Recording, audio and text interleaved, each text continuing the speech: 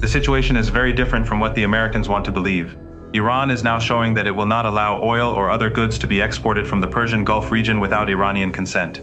In particular, the UAE has become a target. Iranian forces have struck a number of UAE tankers, and the pressure is continuing.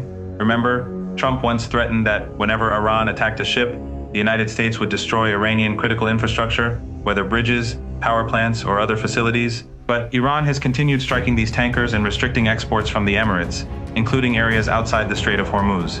We are seeing a similar situation in the Red Sea, where the Yemeni armed forces are targeting Saudi shipping.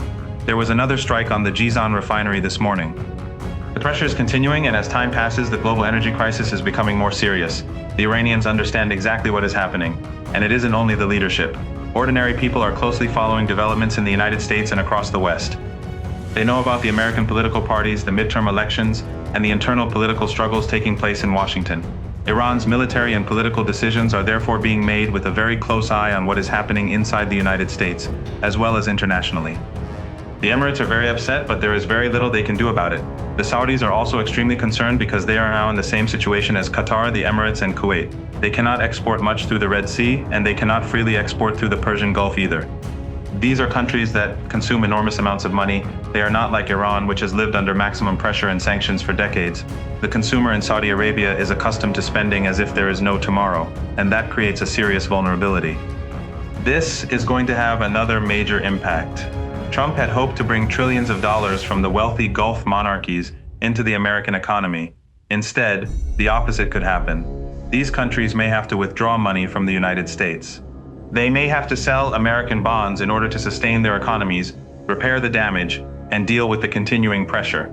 And the costs are enormous, particularly for societies that are extremely wasteful and require huge amounts of money simply to maintain themselves. From the way I see it, Iran is playing a waiting game. The Iranians are going to put as much pressure as possible on the other side, while trying to tolerate the pain being inflicted on Iran for as long as necessary. Based on past experience, they have every reason to be optimistic. The 39 or 40-day war was a massive failure for the United States. Not a single Iranian underground base was destroyed. Some of those bases were never even used, and they remain intact. That demonstrates how capable the Iranian armed forces have become. Iran has been preparing for a 21st century war, while the United States is still fighting something closer to a 20th century war. The United States has been fighting with its key assets exposed, while Iran has kept its most important capabilities deep underground.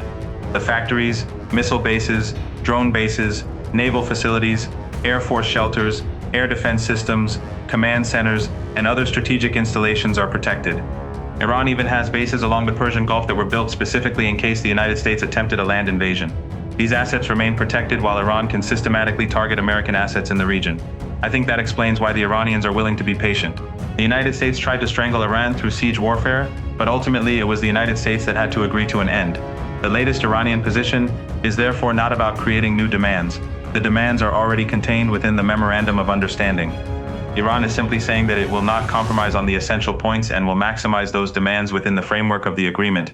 For example, the agreement refers to Lebanon and also to other fronts. Those fronts include Palestine, Yemen, and Iraq. These conflicts have to come to an end, and when Iran says Palestine, it means both Gaza and the West Bank. Iran is also demanding full compensation. That was already part of the agreement. What has changed is the emphasis. Iran is making it very clear to Washington that it will not simply accept the agreement in a weakened form. The message is straightforward. Iran is not going to compromise on the agreement, and it will insist that its terms are implemented fully. Even now, when all the indicators show that things are not going well for the United States, the myth of American exceptionalism still exists. There has been very little change in American policy, and that is connected to corruption, the enormous amounts of money flowing into the military-industrial complex, and the inability to reform a system that is making huge amounts of money. The leadership is increasingly corrupt, manipulating markets and benefiting from those decisions directly or through their families and allies, yet they continue behaving as though nothing will ever run out, as though they can somehow continue and eventually come out on top. That mentality is pushing the United States toward the cliff, economically, politically, and militarily. And I think by the time they truly understand what is happening, it may already be too late. Others, however, are looking at the situation objectively. Iran is calculating very carefully. Russia is calculating carefully. China is calculating carefully, and I think America's allies are beginning to recognize that they are in an increasingly dangerous situation. The problem for America's proxies is that many of them have very little popular support. They don't have a genuine mandate from their own populations to act as American proxies. Once that aura of American power disappears, the aura of power surrounding these governments disappears as well. Imagine an alliance that does nothing for Gaza, nothing for the West Bank, nothing for Lebanon, and nothing for Syria, but then suddenly collaborates against Yemen. People will ask why they are fighting the country that supported Gaza and went to war because it blocked the Red Sea in response to the situation in Palestine. That is going to become increasingly difficult to justify. The relationship between Iran and Oman is also important. From my understanding, the negotiations are almost complete. One could probably say that the agreement has essentially been completed, but there is an important reason why Iran is holding back. The issue of the Strait of Hormuz is connected to the broader Memorandum of Understanding, so Iran is waiting before taking the final step. Iran never believed that the United States genuinely intended to implement the agreement. Iran is not naive, but there were several reasons why Iran agreed to it in the first place. One reason was that Iran wanted to export its oil.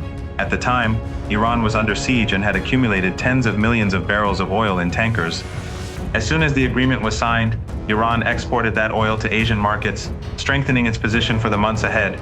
But there was another important reason. Iran wanted its allies and friends around the world to understand that it was seeking an agreement. Iran does not want an endless war.